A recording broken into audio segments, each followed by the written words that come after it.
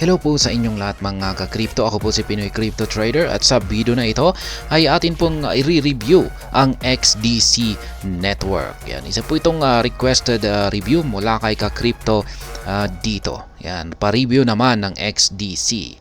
At ayan, bago po tayo magpatuloy ay nais ko lamang po munang bigyang linaw ang aking disclaimer kung saan ang nilalaman po ng video na ito ay hindi po ito isang financial advice. For education and information purposes lamang po ang layunin nito. Maliban po dito ay nais ko na rin pong magbigay babala na wala pong kahit anumang group chat ang Pinoy Crypto Trader. Yan, i-check po natin muna dito kay CoinMarketCap. Ayan, dito po sa yung daily performance po ni XDC Network ay bumagsak po siya ng 2.59% nitong nakalipas na araw. Ayan, itong nakalipas naman na 7 araw ay umangat naman po siya ng 2.95%. At nitong nakalipas na buwan ay bumagsak po siya ng 9.something%. Yan, sa buong taon na ito ay maganda naman po yung kanyang kabuuang performance sa loob ng taon ito. 142.92% yung kanyang ibinigay na gain. Kaya ayan, siya po ay nasa top 223 na ranking dito sa trading volume po yan. Ayan, yung kanyang market cap, ayan, ranking niya sa kanyang market cap ay mas mataas. Pasok po siya sa top 100, number 79 po siya. Ayan, meron po siyang $700.6 million na market cap. 19.5 million naman, $19.5 million naman po ang kanyang trading volume. Kaya maayos naman po siya. May solid siyang foundation pagdating dito sa market cap at saka trading volume. Ayan, meron po silang website dito. Yan, i-check po natin mamaya at mga social media na Twitter. Yan, check na rin po natin yan mamaya. Yung kanilang rating ay nasa 3.1. Yan, binigyan po ng ni Certic ng 2.6. Yan, ang baba po ng score ni Certic sa kanya, 2.6. Ayan, pero pasado pa rin naman po yan. Kung sabihin natin na 5 star. 5 star yan, ay yung kalahati ay nasa 2.5. Kaya pasado pa rin yan. Ayan, si Cyberscope ay ayan po, mataas yung kanyang binigay, 4.2%. Si Token Insight ay ganun na rin po, kapareho po ng rating ni Certic. Kaya ayan po ang XDC Network. I-check po natin yung kanilang Twitter. Ito naman po, X platform na po pala ngayon ito. Wala nang Twitter. Ayan, pinalitaan ni Ginoong Elon Musk ang Twitter. X na po ito ngayon. XFin XDC Network. Yan is an enterprise-ready open-source hybrid blockchain protocol specializing in tokenization for real-world decentralization. Kaya yan yung parang tinututukan po nila ay yung tokenization na at saka real-world para sa real-world decentralized finance. Yan, 101.1k followers. Yan, marami-rami na rin po yan. February 17 pa ito yung naka-pin. Ayan, ito po yung latest na announcement nila dito sa kanilang X account. XDC is thrilled to announce our partnership with ETH India, the world's biggest hackathon. Join us on our booth in ETH India. Ayan, may partnership po sila sa ETH India. Ayan po yung latest na development nila rito. Ayan, marami pa yan. Ayan, i-check naman po natin yung kanilang website. Ayan po. Ayan, ang ganda, napaka-interactive po. Kapag i-scroll mo, ayan.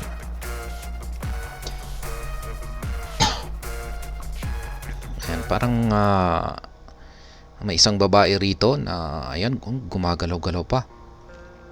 Ang ganda ng kanilang website. Kung pag ginagalaw mo yung mouse, ayan, gumagalaw-galaw.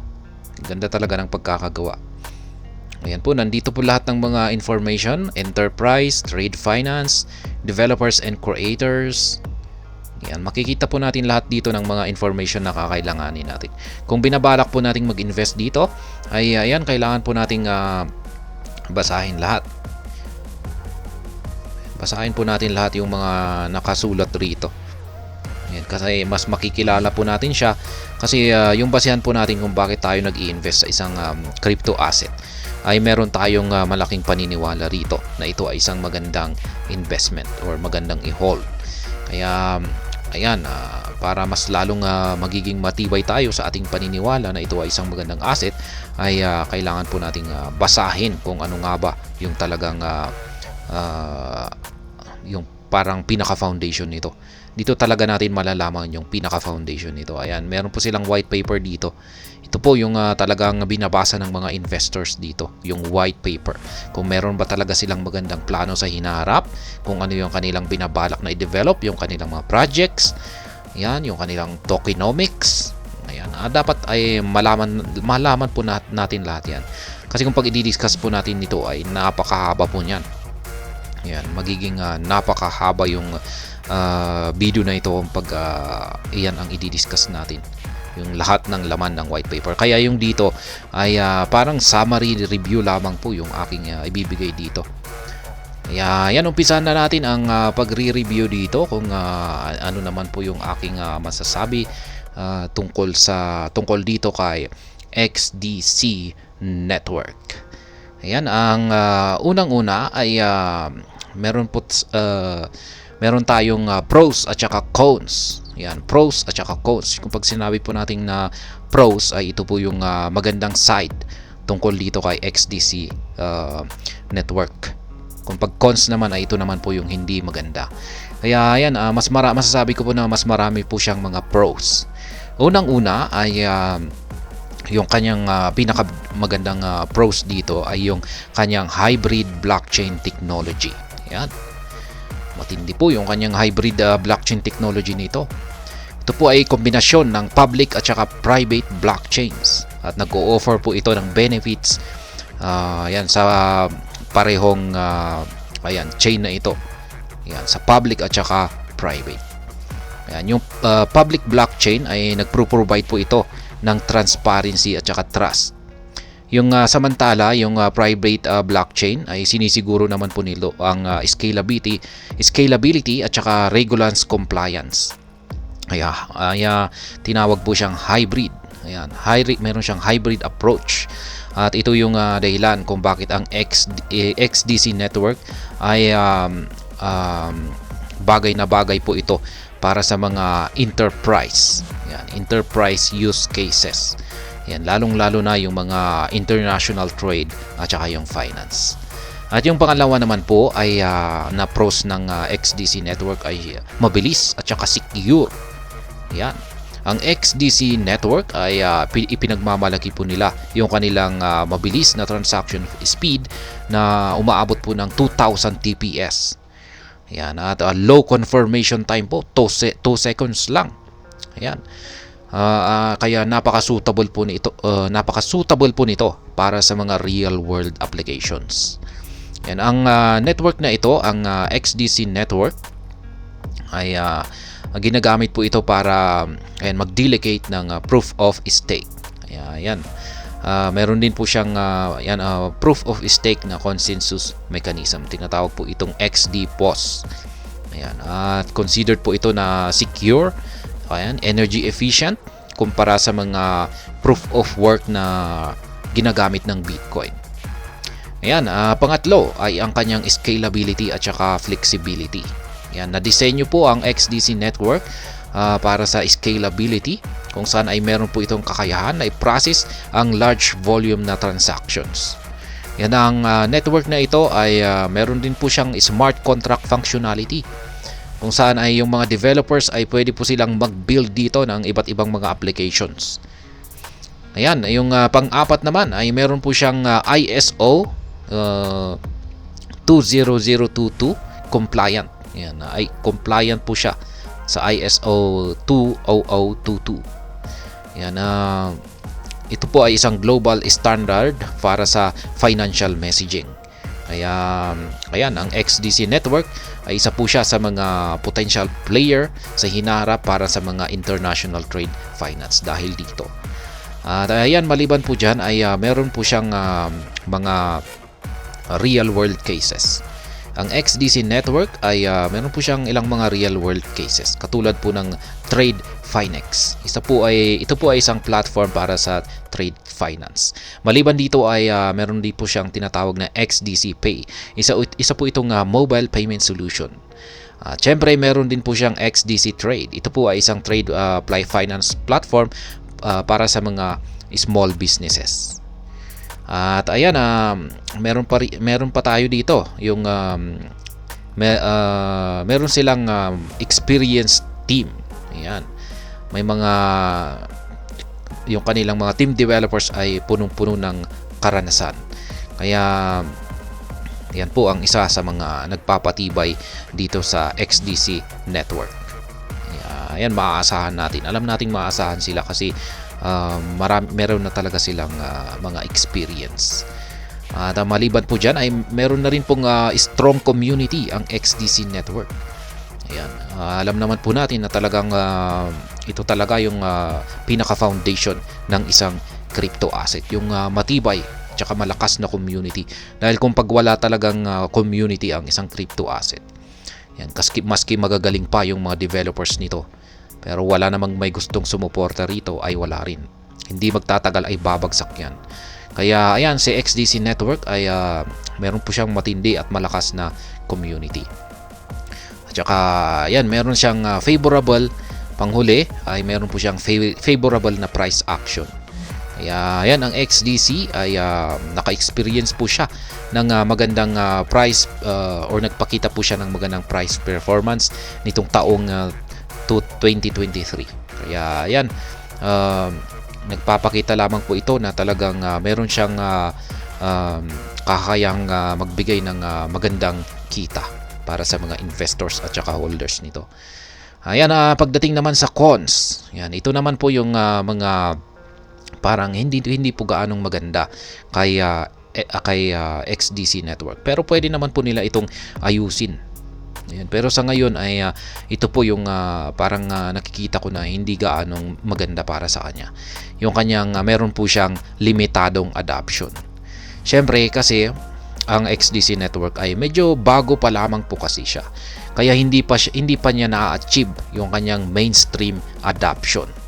Kaya ayan, ganyan po talaga kung pag nag-uumpisa pa lamang ang isang crypto asset. Ayan. Wala naman po yung talagang nagkaroon na talaga siya ng mainstream adoption kaagad. Yan po talaga yung mga cons ng lahat ng mga bago at nag-uumpisa pa lamang na mga crypto asset. At yan, limited exchanges naman. Ayan, maliban sa limited adoption ay limited exchanges. Sa ngayon ay nakalista lamang ang XDC token sa iilang mga crypto exchanges. Kaya yan, ang dahil dito ay syempre yung mga gustong mag-invest dito or bumili ng XDC token ay medyo mahihirapan sila na makabili nito. Kasi iilan lamang talaga yung mga crypto exchanges na merong XDC network token. At syempre, hindi po yung nawawala na tinatawag nating regulatory uncertainty. Nandyan pa rin po yung mga humahabol sa mga cryptocurrencies na katulad ng SEC. Malay natin, ang US SEC ay biglang pinag-initan itong si XDC network. Ayan, hindi natin alam. At syempre, ang panghuli ay ang competition. Yan. Syempre, hindi lang naman po si XDC yung may mga features or nakakaisip ng mga features na yan kanilang ino-offer dito. Syempre, pwedeng may lalabas dyan na manggagaya sa kanya.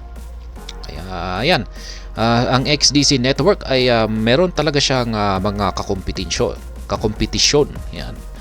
Marami po talaga siyang ilang mga kakompetisyon dyan. At saka yung mga iba pa sa kanyang mga kakompetisyon ay mga established players na yan. Yan, sa blockchain space. Yan. At ang ilan lamang sa mga ito na kakompetensya ni XDC Network ay si Ripple. Yan, ang titindi po niyan. Si Ripple at saka si Stellar Lumens or XLM. Yan po yung kakompetensya ni XDC Network. Kaya yan, mga bigatin po yan, mga malalaki, well-established na mga players. Kaya yan po ang isang cons ng XDC network. Ngayon ay ang masasabi ko po rito ay maganda naman po talaga ang XDC network. Isa po itong promising na blockchain project. Ayan, meron po silang magandang team. Ayan, para sa lalong-lalo na maganda raw po ito para sa mga enterprise use cases. Meron silang offer na unique hybrid blockchain architecture. Ayan, mabilis yung kanilang transaction speed. Ayan, nabanggit nga natin kanina na yung kanyang transaction speed ay umaabot daw po ng 2000 TPS at low confirmation time. Ayan, biruin mo naman 2 seconds lang yung kanyang confirmation time. Ayan, sobrang bilis. Yan, syempre yung scalability. At yan, meron na rin po silang mga real world applications na aking damaggit na po kanina. Kaya yun nga lang, at ang XDC network ay nasa early stages of development pa lamang ito. At yan, marami siyang kakompetensya. Ayan, lalong-lalo na si XRP at saka si XLM. Yan po ang kanyang mga kakompetensya.